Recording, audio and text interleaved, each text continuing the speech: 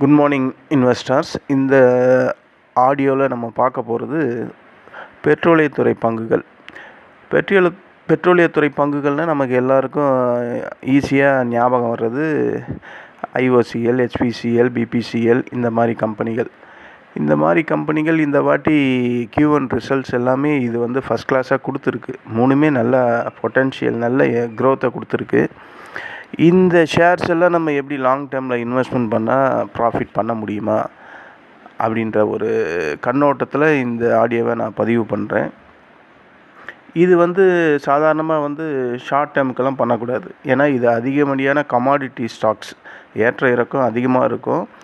ஒரு நியூஸ் வந்தாவே அந்த நியூஸுக்கு ஹெவியாக ஆடக்கூடியவங்க இந்த ஷேர்ஸ் எல்லாம். ஏன்னா இது கமாடிட்டி ஃபீல்டுன்னும் போது உலக மார்க்கெட் எல்லாமே இதை ப்ளே பண்ணுவாங்க. ஏற்ற இறக்கம் அதிகமாக இருக்கும். அதனால் இது கொஞ்சம் ரிஸ்கியும் கூட.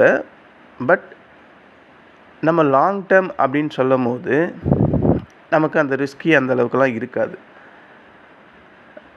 ஏன்னா ஒரு ஏற்றம் இறக்கம் அப்படின்றது ஏதாவது ஒரு நியூஸ் ஃப்ளோவால் தான் இருக்கும். மற்றபடி இது ஸ்டேபிள் ஆகிடும். அந்த மாதிரி சுச்சுவேஷனில் தான் நமக்கு கொஞ்சம் பயம் தருமே தவிர மற்ற நேரத்துலலாம் நார்மல் நிலமையில தான் இருக்கும், க்ரோத்தபுளாக இருக்கும். அது இல்லாமல் இதோட டிவிடெண்ட் ஈல்டெல்லாம் ஃபஸ்ட் கிளாஸாக இருக்குது. ஒவ்வொரு லாங் டேர்ம் இன்வெஸ்ட்மெண்ட்லேயும் நம்ம முதல்ல சூஸ் பண்ண வேண்டியது டிவிடெண்ட்டை தான் இருக்கணும். அவன் லாஸ் பண்ணுறான், ப்ராஃபிட் பண்ணுறான், அது ஒரு பக்கம் இருக்கட்டும். நம்ம லாங் டேர்மில் இருக்கும்போது ஒரு 3 வருஷத்துக்கு மேலே ஒரு 5 வருஷம் வச்சுருக்கோம். 3 வருஷம் அவன் லாஸ்ட்லேயே கூட இருக்கட்டும். கடைசி 2 வருஷத்தில் அவன் லாபம் வந்தால் அதுக்கு முன்னாடி இருக்கிற அந்த 5 வருஷத்துலேயும் அவன் டிவிடெண்ட்டு கொடுத்துட்டு போவான். நம்ம அதுக்கு அந்த டிவிடெண்ட்டை வாங்கி நம்ம அக்கௌண்ட்டில் வச்சுக்க வேண்டியது தான். இந்த மாதிரி நல்ல டிவிடெண்ட் தரக்கூடிய இந்த பெட்ரோலியத்துறையில் இருக்கக்கூடிய இந்த 3 பங்குகளை பற்றி நம்ம இந்த ஆடியோவில் பார்க்கலாம். இதில் ஃபஸ்ட்டு பிபிசிஎல். இந்த பிபிசிஎல் பார்த்தீங்கன்னா இந்துஸ்தானியம் பெட்ரோல் கார்பரேஷன் லிமிடெட், அது எல்லாருக்கும் தெரியும். இதோட பிஜி ரேஷியோ பிலோ 10க்கு கீழே தாங்க இருக்குது. ப்ரைஸ் டு புக்கு கூட பார்த்தீங்கன்னா 1.65 தான் இருக்குது. ஸோ ஃபஸ்ட் கிளாஸாக இருக்குது. இதோட டிவிடெண்ட் ஈல்டு பார்த்தீங்கன்னா 2.65 கொடுக்குறான். போதும். மற்ற எல்லா சினாரியும் செக் பண்ணால் இது ஒரு ஃபண்டமெண்டல் க்ரோத் ஆகக்கூடிய அந்த பொட்டென்ஷியல் உள்ள ஷேர் தான். இதை லாங் டேர்ம் இன்வெஸ்ட்மெண்ட்டுக்கு நம்ம எடுத்தோம்னா தி பெஸ்ட் அப்படின்னு சொல்லுவாங்கள்ல, அந்த மாதிரி இந்த ஹெச்பிசிஎல் ஷேர்ஸு இருக்கும். இதோட இப்போ கரண்ட் ப்ரைஸ் பார்த்திங்கன்னா 395 ரூபா இருக்குது.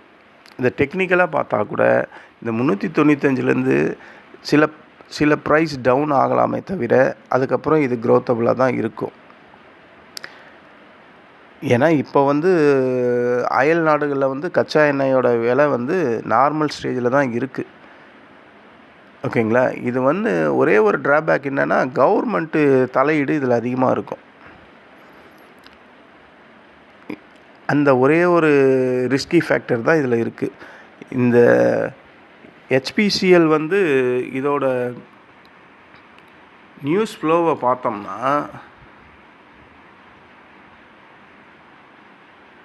இது நம்ம இந்தியாவில் 21,300 பெட்ரோல் பங்க் இருக்குது. 19 மில்லியன் டன்னு இவன் பெட்ரோலை உற்பத்தி திறன் செஞ்சுக்கிட்டு இருக்கான். இந்தியாவிலேயே இப்போ இந்தியாவில் ஒரு பெட்ரோல் சுத்திகரிப்பு பெட்ரோல் நிலையங்கள்லாம் அதிகமாக இருக்குன்னா இவன் 3rd பிளேஸில் இருக்கான். பெரிய இண்டஸ்ட்ரி ஹெச்பிசிஎல். இவனோட வருவாய் வருஷத்துக்கு 4,89,784 கோடி. இதில் அவனோட நிகர லாபம் மட்டுமே 12,747. இதோட ROE return on capital return on investment பார்த்திங்கன்னா 30.8%. மிக அதிகமாக சம்பாதிச்சு கொடுக்குறான். பங்குதாரர்களுக்கு இந்த ஹெச்பிசிஎல் தான் அதிக வருமானமே செஞ்சு கொடுக்குது.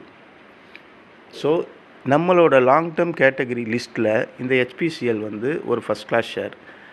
நம்ம அடுத்த பார்க்க போகிறது ஐஓசிஎல். ஐஓசிஎல் தான் இந்தியாவிலே மிகப்பெரிய பெட்ரோலிய செக்டர்ஸ், அதிக வருவாயும் தரக்கூடியது. இதை வந்து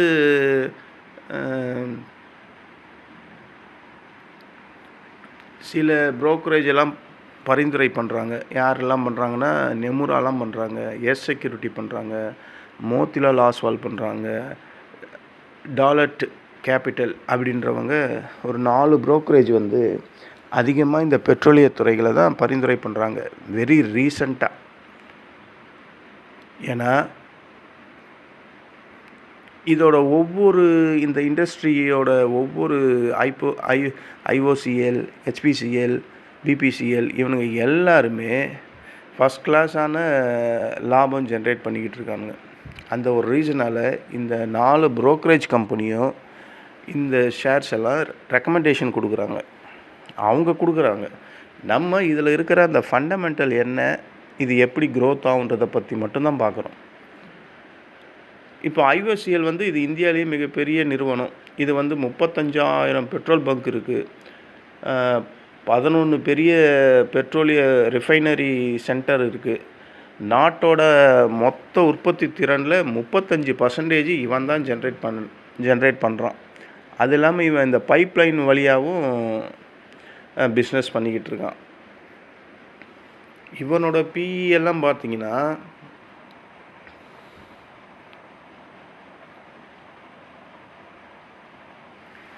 13.18% தான் இருக்கான். ப்ரைஸ் டு புக் வந்து 1.8 தான் இருக்குது.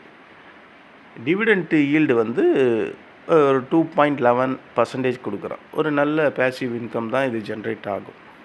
ஓகேங்களா? நல்ல பேசிவ் இன்கமும் ஜென்ரேட் ஆகும், நல்ல க்ரோத்தும் இருக்கும். ஸோ இந்த மாதிரி ஷேரில் வாங்கிட்டு நம்ம லாங் டேர்ம் விடணும். விட்டால் நமக்கான ப்ராஃபிட் கண்டிப்பாக உண்டு அப்படின்றது இதில் தெரியுது. இதெல்லாம் ரொம்ப காலமாக ஷேர் மார்க்கெட்டில் இருக்கக்கூடிய பங்குகள். இதில் பல பேர் போய் செக் பண்ணி பார்த்தா பல பெரிய ஆளுங்கள்லாம் உள்ளே இருப்பாங்க. ஏன்னா இது கவர்மெண்ட் செக்டர்னும் போது அவ்வளோ சீக்கிரத்தில் வந்து கீழே விட மாட்டாங்க. நாட்டோட பல துறைகள் முக்கிய பங்கு வகிக்குதுன்னா இந்த பெட்ரோலியத்துறையும் மிகப்பெரிய பங்கு வகிக்குது. நாட்டில் ஓடுற முக்கால்வாசி வண்டிங்க இவங்களை நம்பி தான் ஓடுது. இப்போ இந்த ஈவின்னு ஒன்று புதுசாக வந்திருக்கு உள்ள, இது டெவலப் ஆகிறதுக்கு சில காலங்கள் ஆகலாம். ஆனால் அது வரையும் வண்டி ஓடணுமே. பல லட்சக்கணக்கான வண்டியை நாட்டில் ஓடிக்கிட்டு இருக்கு. அப்போ அதுக்கெல்லாம் பெட்ரோல் வேணும்ல. அப்போ இந்த ஃபீல்டு வந்து அவ்வளோ சீக்கிரத்தில் அழியுமான்னு கேட்டால் அழியாது. ஒரு வேளை ஈவி எலக்ட்ரிக் வெஹிக்கிள்ஸ்லாம் நல்ல பர்ஃபார்மன்ஸ் எடுத்து, ஆனால் ஒரு சின்ன விஷயம், இந்த காரு வாங்குகிற ரேஞ்சுக்கும் அந்த ஈவி கார் வாங்குகிற ரேஞ்சுக்கும் ஒரு நடுத்தர மக்களால் வாங்க முடியுமான்னு கேட்டால் அந்த இடத்துல அது கொஸ்டின் மார்க் தான். ஈவி பக்கம் நடுத்தர மக்கள் போவாங்களான்னு கேட்டால் அது கொஸ்டின் மார்க் தான். அவன் விற்கிற ரேட்டெல்லாம் பார்த்தா நம்ம வாங்க முடியுமா? ஒரு நடுத்தர வர்க்கத்தால். ஹை சொசைட்டியில் இருக்கவனுக்கு அது வந்து அவனுக்கு பிராண்டு. காரை மாற்றி ஓட்டுறது அவனோட ஒரு ஹாபியாக கூட இருக்கும். ஏன்னா அவனுக்கு பணத்தை பற்றி கவலையே கிடையாது. தமிழில் ஒரு பழமொழி கூட சொல்லுவாங்கள்ல, முட்டை போடுற கோழிக்கு தான் வலி தெரியும் அப்படின்னு. நம்மெல்லாம் முட்டை போடுற மாதிரி. ஏன்னா நம்மளோட வருமானத்தை நம்ம தான் வேலை செஞ்சு சம்பாரித்து குடும்பத்தை மெயின்டைன் பண்ணிக்கிட்டு இருக்கோம். இதில் நமக்கு 1008 கமிட்மெண்ட் இருக்குது. நம்ம போய் ஒரு ஈவி காரெல்லாம் எடுக்க முடியுமா? அது முடியவே முடியாது. அது சாத்தியக்கூறே இல்லை.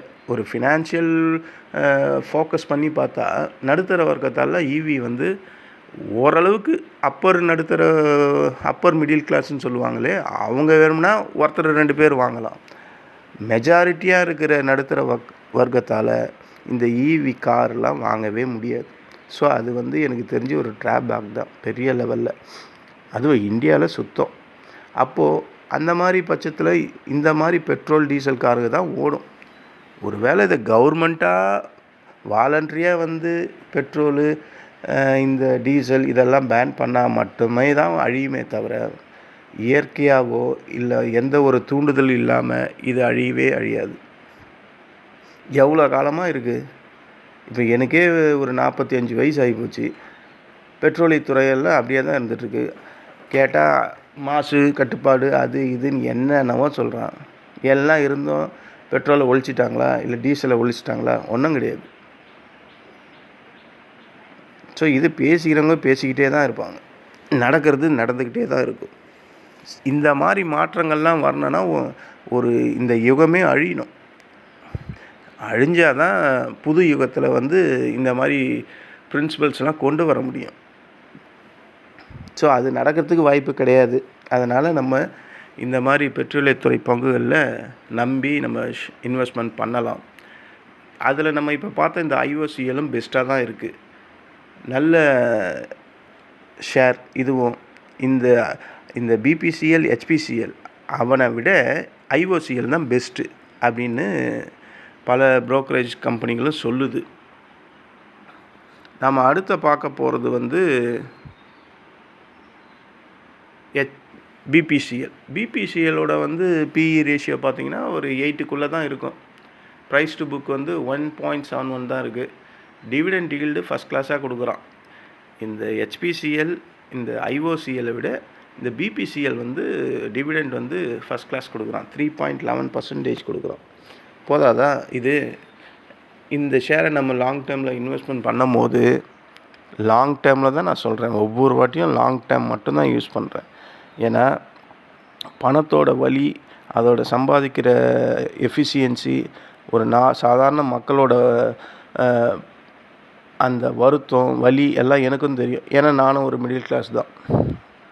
பணம் சம்பாதிக்கிறது எவ்வளோ கஷ்டன்றது எனக்கு தெரியும். நம்மக்கிட்ட இருக்கிற பணத்தை எடுத்துகிட்டு போய் அவனோட பாக்கெட்டில் விற்கிற மாதிரியெல்லாம் நம்ம பண்ணவே கூடாது. அது இன்ட்ராடே பண்ணுறாங்க, எஃப்என்டோ பண்ணுறாங்கன்னா அது வேறு விஷயம். ஆனால் நம்ம ஒரு லாங் டேர்ம் பணத்தை வாலண்டரியாக விடவே கூடாது. என் பாக்கெட்டில் இருக்கிற பணம் இந்தாடா, என் பாக்கெட்டு சும்மா தான் இருக்குது, இந்த நீ வச்சுக்கன்ற மாதிரிலாம் நம்ம லாங் டேர்ம் இன்வெஸ்ட்மெண்ட் பண்ணவே கூடாது. அதை கொஞ்சமாக தான் வாங்கணும். நான் சொல்கிற ஒவ்வொரு ஷேரையுமே கொஞ்சம் கொஞ்சமாக தான் வாங்கணும். கொஞ்சம் கொஞ்சமாக வாங்கினா தான் அதோட லாஸஸ் பேர்டன் நம்மளை அந்தளவுக்கு எஃபெக்ட் பண்ணாது. ஒட்டுமொத்தமாக வாங்கிட்டு அது லாஸஸ் ஆகும்போது அது யார் போய் அந்த நம்ம டிமேட் அக்கௌண்ட்டை செக் பண்ணாலும் மனசு மாறிடும். இது சைக்காலஜி பிரகாரம் இருக்கிற உண்மை. நம்ம ஒரு கரெக்ஷன் ஸ்டேஜ் வருது. அந்த கரெக்ஷன் ஸ்டேஜில் நம்ம வாங்குகிறோம், மறுபடியும் அது இறங்குது, நம்ம அங்கே கொஞ்சம் வாங்கணும். ஸோ இந்த மாதிரி கொஞ்சம் கொஞ்சமாக தான் வாங்கி நம்மளோட ஷேர்ஸை டெவலப் பண்ணிக்கணும். குவான்டிட்டியை இன்க்ரீஸ் பண்ணணும். குவான்டிட்டியை இன்க்ரீஸ் பண்ணால் உங்களோட வெல்த்து க்ரோத் ஆகுது. அது லாஸஸில் இருந்தாலும் டெவலப் ஆகுதுன்னு ஒரு கண்ணோட்டத்தில் தான் நம்ம பார்க்கணும். ஏன்னா நாளைக்கு அது மார்க்கெட்டு ரீபவுண்டு ஆகிடுச்சுன்னா, இது கமாடிட்டி ஸ்டாக்ஸ். எப்போ இதுக்கு நியூஸ் வரும்னு நமக்கு சொல்லவும் தெரியாது. சடார்னு நைட்டோட நைட்டாக ஏறிடுவான், நைட்டோட நைட்டாக இறங்கிடுவான். பட் நம்ம வைக்க போகிறது லாங் டைம். நம்ம ஒரு 3-4 வருஷத்துக்கு அதை பற்றி கவலைப்படாமல் விட்டுட்டோம்னா, இறங்கும் போது மட்டும் அப்பப்போ அக்யூமுலேட் பண்ணிக்கிட்டே இருந்தோம்னா, இந்த ஷேர்ஸ் எல்லாம் நமக்கு நல்ல வெல்த்தை ஜென்ரேட் பண்ணக்கூடிய ஸ்டாக்ஸ் தான். ஸோ இந்த 3 ஸ்டாக்ஸுமே நீங்கள் வாங்கிறதுக்கு முன்னாடி முதல்ல நீங்கள் அனலைஸ் பண்ணுங்கள். இவன் என்னடா எப்போ பாரு லாங் டேர்ம் இன்வெஸ்ட்மெண்ட் சொல்லிக்கிட்டே இருக்கான், இவன் சொல்கிறதெல்லாம் உண்மையா இல்லையா, நம்ம ஒரு வாட்டி இது சரி அனலைஸ் தான் பண்ணி பார்ப்போமே, இது லாங் டேர்ம் இன்வெஸ்ட்மெண்ட்டுக்கு ஏற்ற ஷேர் தானா, இதோட டிவிடெண்ட் இவன் சொல்கிறதெல்லாம் கரெக்டாக, இது இன் ஃபியூச்சர்ஸ் க்ரோத் ஆகுமா, நம்ம ஒரு 4 வருஷம் இதில் போட்டால் நம்ம காசு இதில் நிலையாக இருக்குமா, இது அதுலேருந்து ஒரு அமௌண்ட்டு ஜென்ரேட் ஆகுமா, இதெல்லாம் நீங்கள் நான் சொன்னது இப்போ இந்த ஒரு 3 ஷேரு, இதை நீங்கள் சும்மா ஒரு அனலைஸ் பண்ணி தான் பாருங்களேன். உங்கள் நாலேஜும் க்ரோத் ஆகும்ல. அதுக்கப்புறம் இன்வெஸ்ட்மெண்ட் ஐடியாவை லாங் டேர்முக்கு சூஸ் பண்ணுங்கள். எந்த ஒரு ஷேர்ஸை நீங்கள் வாங்கினாலும் உங்கள் நிதி ஆலோசகரை தொடர்பு கொள்ளணும். இது ஒவ்வொரு ஊருக்கும் இருக்கிற பின்கோடு மாதிரி. எந்த ஒரு டாப்பிக்கை பற்றி ஷேர் மார்க்கெட்டில் பேசினாலும் இதை நம்ம பின்கோடு மாதிரி இதை சொல்லி தான் ஆகணும். ஏன்னா செபி இதை தான் எல்லாருக்கும் சொல்லிக்கிட்டு இருக்கு. அதை தான் நானும் உங்ககிட்ட சொல்கிறேன். சரி ஃப்ரெண்ட்ஸ், இந்த பிபிசிஎல், ஹெச்பிசிஎல், ஐஓசிஎல் இந்த பெட்ரோலியத்துறை பங்குகள் உங்களை கோடீஸ்வரனை ஆக்கிறதுக்கு கூட வாய்ப்புகள் அதிகம். லாங் டேர்மில், ஷார்ட் டேர்மோ ஸ்விங் ட்ரேடிங்கோ இந்த ஆடியோவில் அதை பற்றி நான் பேசவே இல்லை. அது உங்களுக்கே தெரியும். இதெல்லாம் அதிகப்படியான வெலாட்டிலிட்டி இருக்கக்கூடிய ஸ்டாக்ஸு. இதில் யாருமே அதிகபட்சமாக ஸ்விங் எல்லாம் பண்ண மாட்டாங்க. ஏன்னா இது அந்தளவுக்கு ஏறவும் ஏறாது. பொறுமையாக ஏறும், பொறுமையாக தான் இறங்கும். ஸோ இதுதான் நான் இந்த ஆடியோவில் உங்களுக்கு சொல்லணும்னு நினச்சது.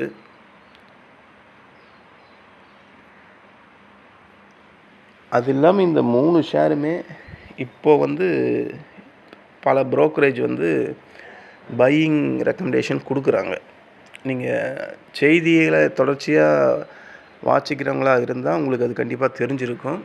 பட் ஒரு 4 ப்ரோக்கரேஜ் நான் சொன்னேன்ல, அவங்க 4 பேருமே இதை பையிங் ரெக்கமெண்டேஷன் கொடுத்துருக்காங்க. இதில் எல்லாத்துலேயும் விட கொஞ்சம் கடன் அதிகமாக இருக்கிறது ஐஓசிஎலுக்கு கடன் அதிகம். நல்ல க்ரோத்தை ஃப்ரீக்வெண்ட்டாக ஜென்ரேட் பண்ணுறது ஹெச்பிசிஎல். நார்மல் நான் எப்போவுமே ஸ்டேபிளாக தான் இருப்பேன்.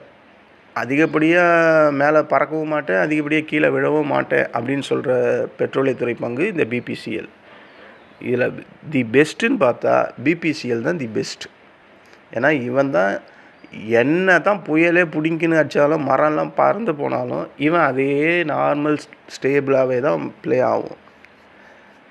பட் இந்த ஐஓசிஎல், ஹெச்பிசிஎல்லாம் கொஞ்சம் ஹெச்பிசிஎல் பங்குதாரர்களுக்கு அதிக வருவாயை ஜென்ரேட் பண்ணக்கூடிய ஒரு பங்கு. அவன் கொஞ்சம் ஹை வெலாட்டிலிட்டியில் தான் இருப்பான். ஹெச்பிசிஎல்ல தான் ஷேர் ஹோல்டர்ஸ்க்கு ஒரு ஜென்ரேட் பண்ணக்கூடிய ஒரு ஷேர்ஸ். ஆல்ரெடி நம்ம சொன்ன மாதிரி ஐஓசிஎல்ல கொஞ்சம் கடன் ஹெவியாக இருக்குது. லிவரேஜ் அது ஒன்று தான் அதில் பிரச்சனை. மற்றபடி அது கவர்மெண்ட் செக்டர் தான், கவர்மெண்ட் பார்த்துக்கும். ஸோ இந்த 3 பங்குகளை பற்றி அனலைஸ் பண்ணுங்கள். நல்லதான ஒரு முடிவை எடுங்க லாங் டேர்ம் இன்வெஸ்ட்மெண்ட்டுக்கு. நன்றி, வணக்கம்.